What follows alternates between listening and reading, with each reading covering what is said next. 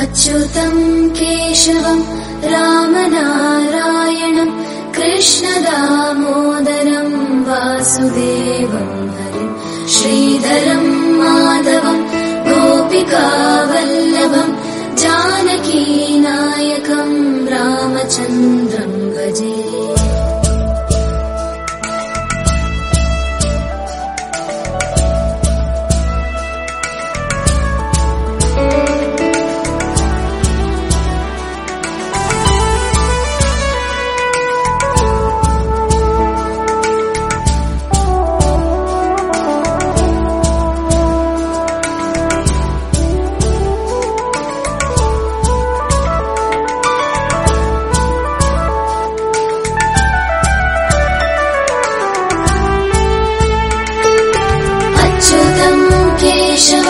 सत्यभामाधवं माधवं श्रीधरं राधिकाराधितं इन्दिरामन्दिरं चेतसा सुन्दरं देवकी नन्दनं नन्दजं सम्प्रति। अच्युतं केशवं रामनारायणं कृष्णदामोदरं वासुदेवं हरिं श्रीधरं माधवं गोपिकावल्लभं जानकीनायकं रामचन्द्रं भजे।